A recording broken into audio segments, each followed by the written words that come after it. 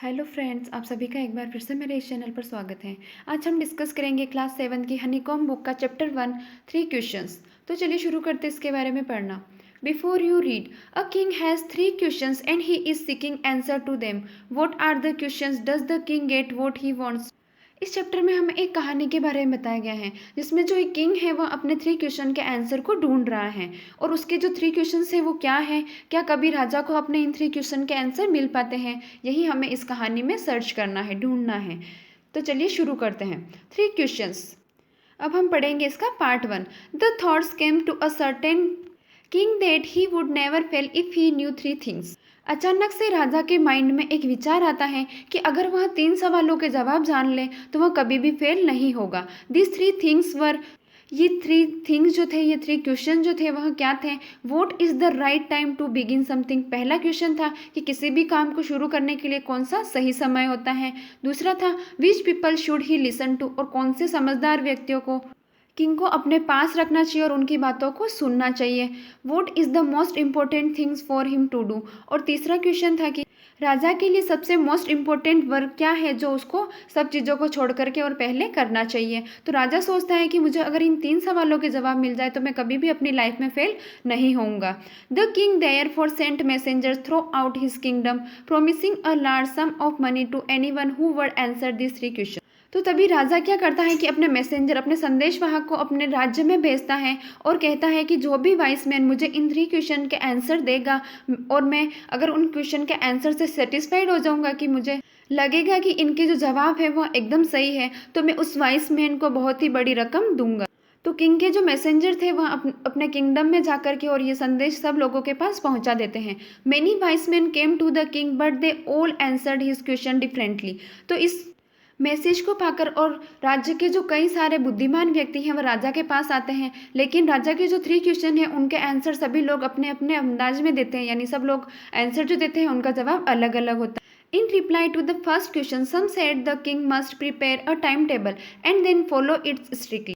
तो पहला क्वेश्चन था कि किसी भी काम को कब शुरू करना चाहिए या फिर उसे करने के लिए कौन सा समय उपयुक्त होगा। तो उसका आंसर देते हैं वो जो वहाँ पर वाइस मैन आए होते, तो वो कहते हैं कि सबसे पहले तो किंग को अपना टाइम टेबल बना लेना चाहिए और उसको उसको अपना टाइम टेबल स्ट्रिक्टली फॉलो करना चाहिए। Only in this way could he do everything at its proper time. और अगर राजा टाइम टेबल बनाएगा और अपने इस टाइम टेबल को प्रॉपरली फॉलो करेगा तभी वो जो अपने काम है वो सब प्रॉपर टाइम पर कर पाएगा। Others said that it was impossible to decide in advance the right time for doing something. तो इसी का और लोग आंसर देते हैं कि हम टाइम टेबल के हिसाब से हमें आगे क्या करना है इसको डिसाइड नहीं कर सकते हैं।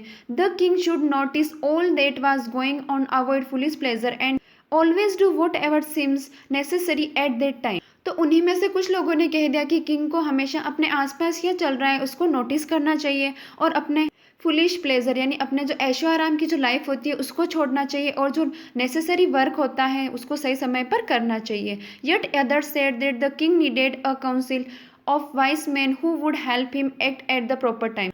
तो उसी में से कुछ लोग वापस और अदर एडवाइस देते हैं और कहते हैं कि किंग को क्या करना चाहिए कि काउंसिल बनानी चाहिए, ग्रुप जो कि किंग को एडवाइस दे। तो उनका ग्रुप बनाना चाहिए ताकि वो लोग किंग को समय समय पर प्रॉपर एडवाइस देते रहे कि इस समय आपको ये काम करना है। This was because one man would find it impossible to decide correctly without help from others the right time for every act. और वो ये जो सलाह देते हैं कि उनको एक काउंसिल बनानी चाहिए, उसी का तर्क देते हुए कहते हैं कि क्योंकि एक जो व्यक्ति होता है वह सभी काम नहीं कर सकता है और हर जो डिसीजन है उसको भी करेक्टली नहीं ले पाता है, उसको किसी न किसी की हेल्प तो चाहिए ही होती है और वो बिना हेल्प के इतना ज़्यादा कुछ नहीं कर पाता है सही समय पे। तो उन्हें किंग को एक काउंसिल बना लेनी चाहिए जिससे उनके जो हर काम है वह समय पर पूरे हो जाए। But then others said there was some things which could be urgent. लेकिन फिर कुछ और लोग बोलते हैं एडवाइस देते हुए कि कुछ काम ऐसे होते हैं जो कि बहुत ही ज़्यादा ज़रूरी होते हैं। This things could not wait for the decision of the council.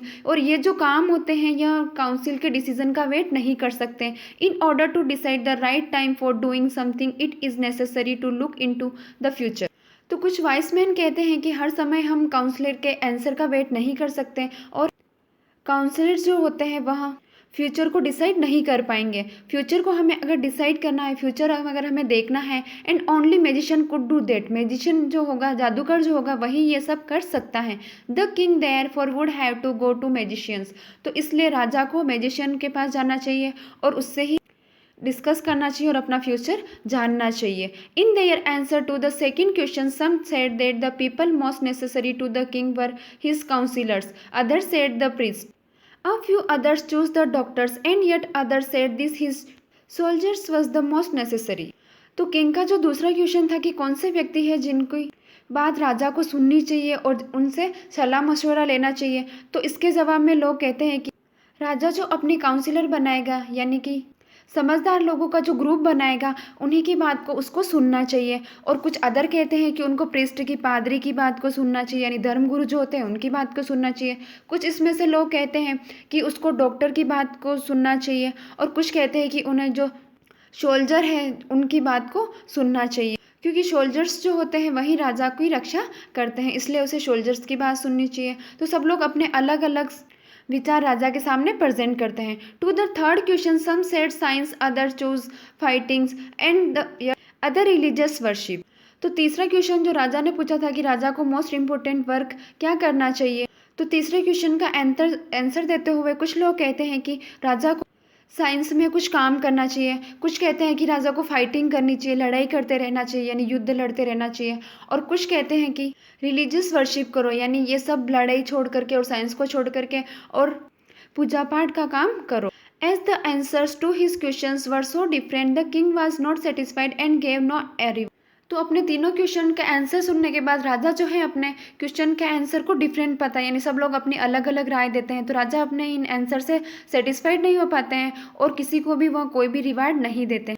Instead, he decided to seek the advice of a certain hermit who was widely known for his wisdom।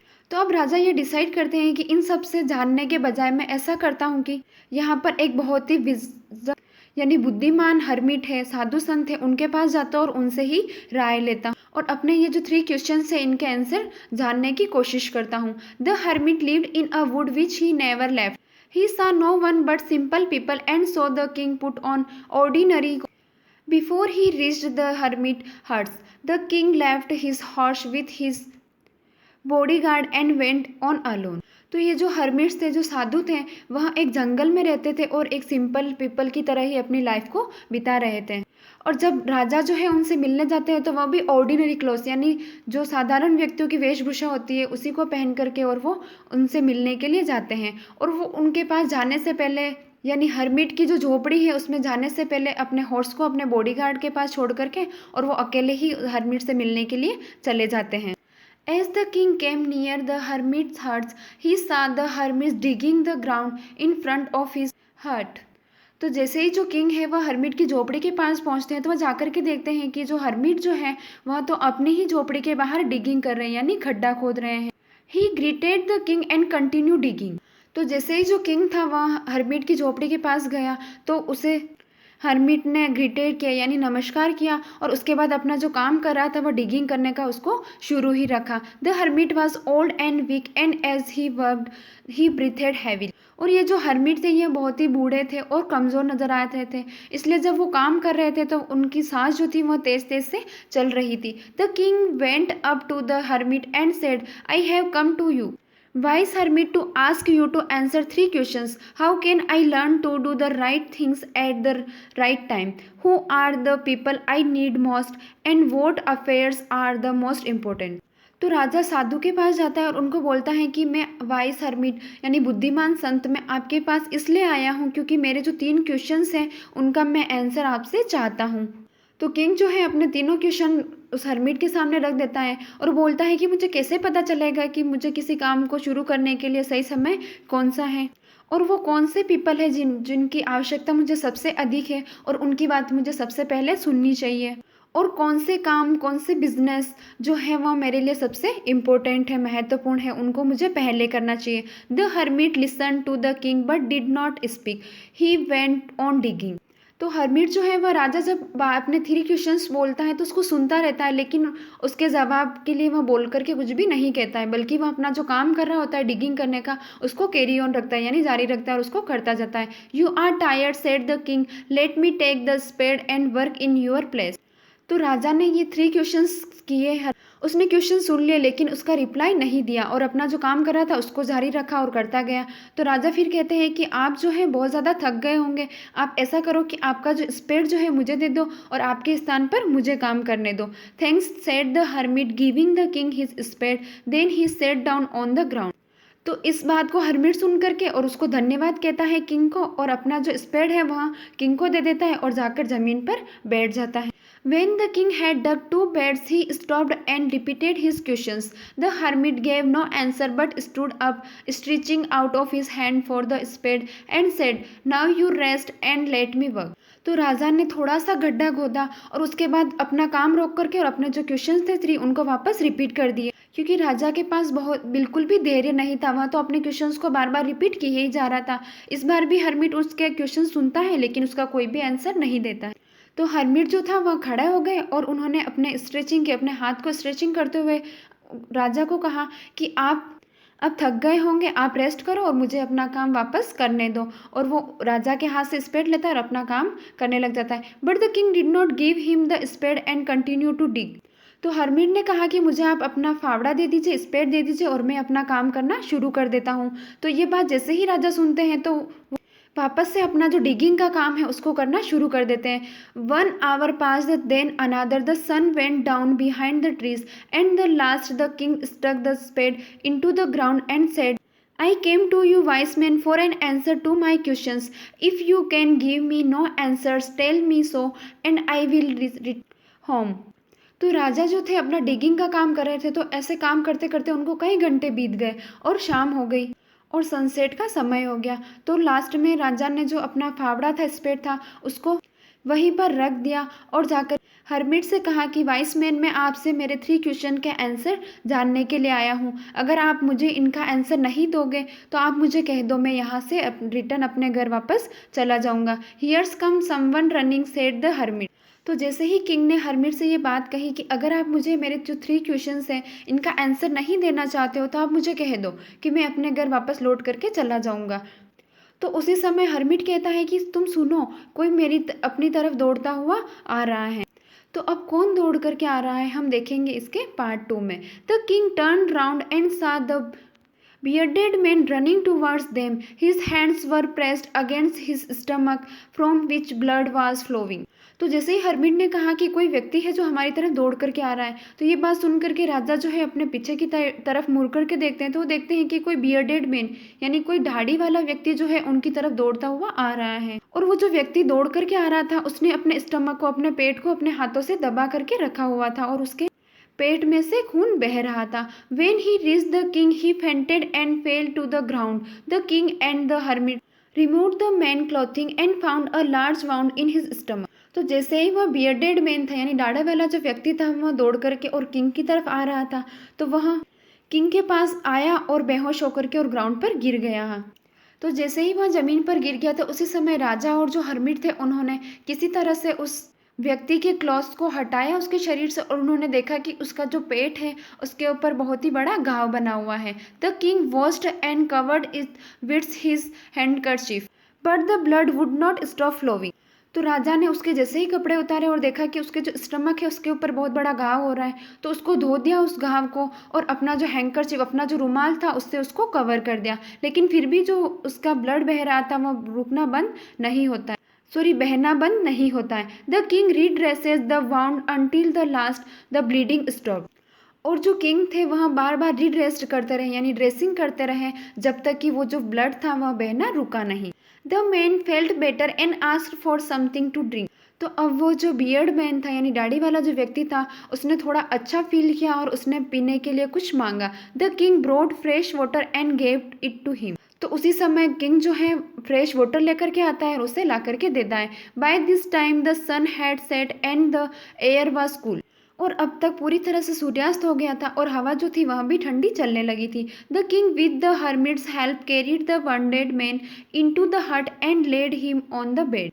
तो राजा ने हर्मिट की हेल्प से जो bounded यानी घायल जो व्यक्ति था उसको उठाया और उसकी जो हर्मिट की जो हड बनी हुई थी उसमें ले जा करके उसे बेड पर लेटा दिया। The man closed his eyes and ले क्वाइट।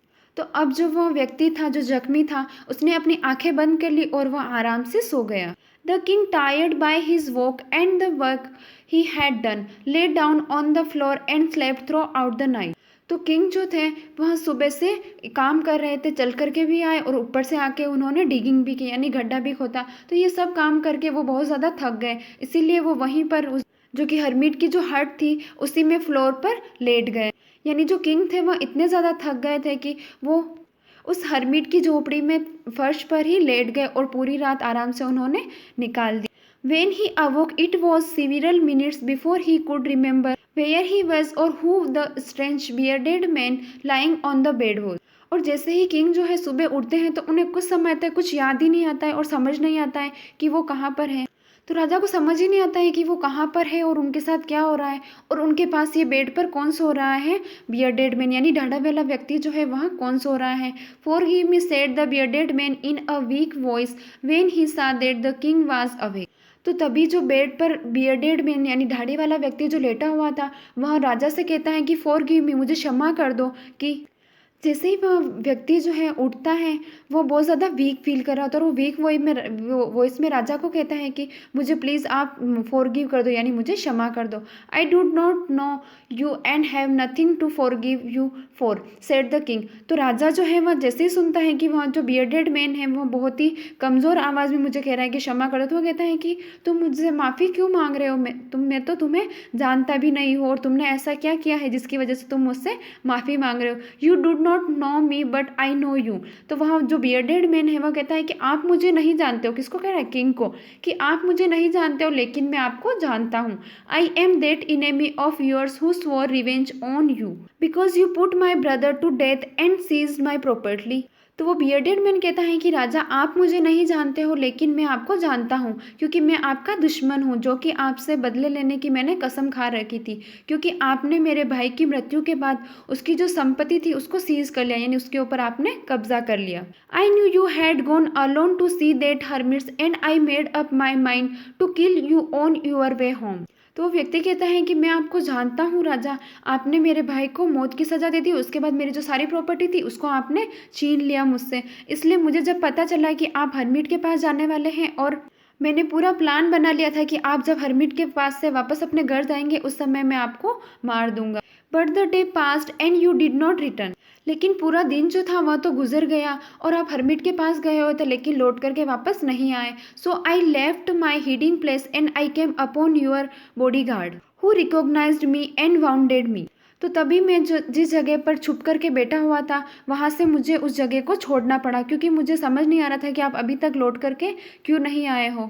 और मैंने जैसे ही उस मेरे हिडिंग प्लेस यानी मेरी जो छुप कर जहाँ पर बैठा होता वो जगह छोड़ी तो आपके बॉडीगार्ड ने मुझे पहचान लिया और उसने मुझे घायल कर दिया। I escape from him but I should have died if you had not dressed my wounds. तो मैं वहाँ से किसी भी तरह से अपनी जान बचा करके आपके बॉडीगार्ड के पास से पहुँचा और अगर मैं यहाँ पर आया और आपने मेरी ड्रेस नहीं की होती यानी आपने मेरी बार बार पट्टी नहीं की होती तो मैं शायद मर ही जाता। I wish to kill you and you have saved my life. और मेरी तो यही इच्छा थी कि मैं आपको मार डालूं लेकिन आपने तो मेरी जान ही बचा ली। Now if I live I will serve you as your most faithful servant and will order my sons to do the same. Forgive me. तो अब जो राजा मेरी जान आपने बचा ली है तो मैं यही चाहूँगा कि मेरी जो ये पूरी लाइफ है ये आपकी सेवा में ही गुजरे और मैं आपका सबसे फेथफुल सर्वेंट यानी सबसे वफादार सर्वेंट बन करके रहूँगा।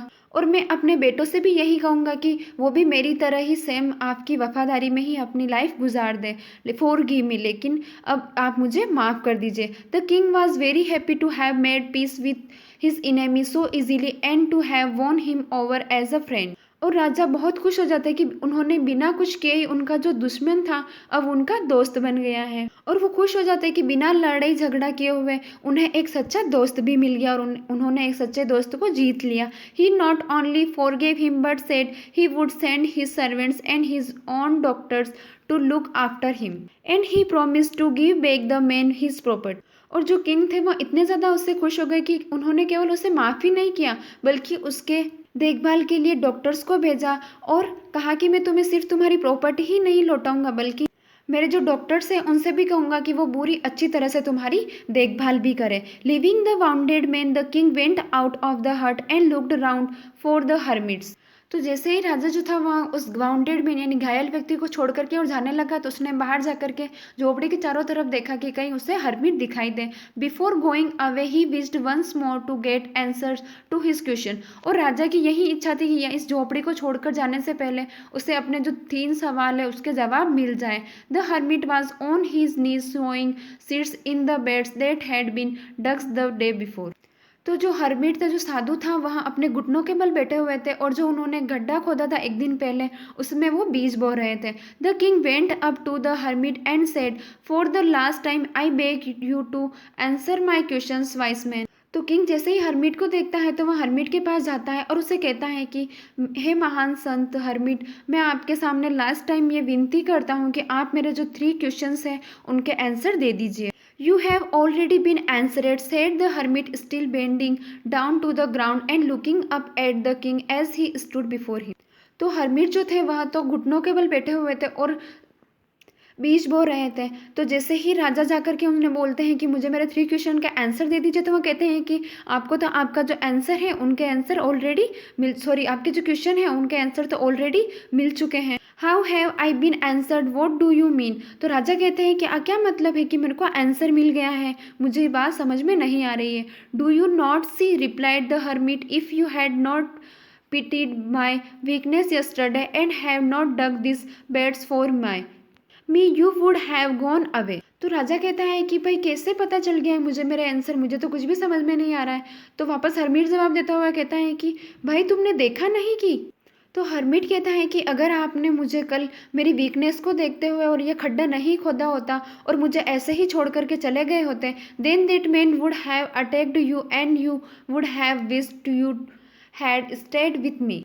और वो जो व्यक्ति आपके ऊपर अटैक करने आया था वो आपके ऊपर अगर हमला कर देता तो आप यही विश करते कि काश मैं उस हर्मिट के पास रुक गया होता। So the most important time was when you were digging the beds. तो जब आप ये डिगिंग का काम कर रहे थे, गड्ढे खोदने का काम कर रहे थे, यही आपका मोस्ट इम्पोर्टेंट टाइम था। Because if you had not rest his wounded he would have died without having made peace with you.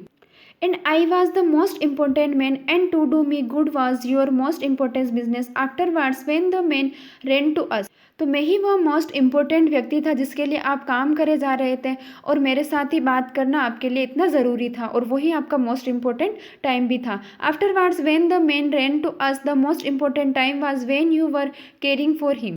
और सबसे मोस्ट इम्पोर्टेंट टाइम उस समय था जब जो ये बियर्डेड मैन है, ये वाउंडेड यानी घायल होकर के आपकी तरफ भागता हुआ आया और आपने इसकी सेवा की। Because if you had not dressed his wounded he would have died without having made peace with you. और अगर आपने उसकी सेवा नहीं की होती तो वह जो वाउंडेड व्यक्ति था वह मर जाता और उसके साथ आपकी जो ये पेश थी वह भी नहीं रह पाती। So he was the most important man and what did you for him was your most important business. तो आपने जो काम किया वही आपका मोस्ट इम्पोर्टेंट बिजनेस था और आपने जिस समय ये काम किया वही आपका मोस्ट इम्पोर्टेंट टाइम भी था। Remember then there is only one time that is important and that time is now. It is the most important time because it is the only time we have any power to act. तो life में हम जब भी कोई काम करते हैं वो टाइम अभी भी, जब भी हम जो काम करते हैं उसी समय वह बहुत ही ज़्यादा इम्पोर्टेंट होता है।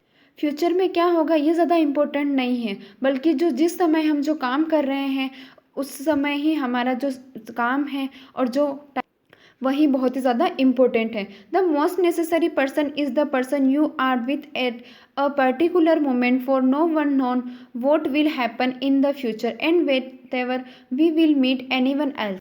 यानी जिस जगह पर और जिस इंसान के साथ आप एक पर्टिकुलर टाइम में होते हैं वही आपके लिए सबसे इम्पोर्टेंट व्यक्ति होता है और वही इम्पोर्टेंट आपका समय होता है। और कोई भी ये बात नहीं जानता है कि फ्यूचर में यानी भविष्य में क्या होने वाला है और भविष्य हम और किससे मिलने वाले हैं। The most important business is to do with that person good because we were sent into this world for that purpose alone.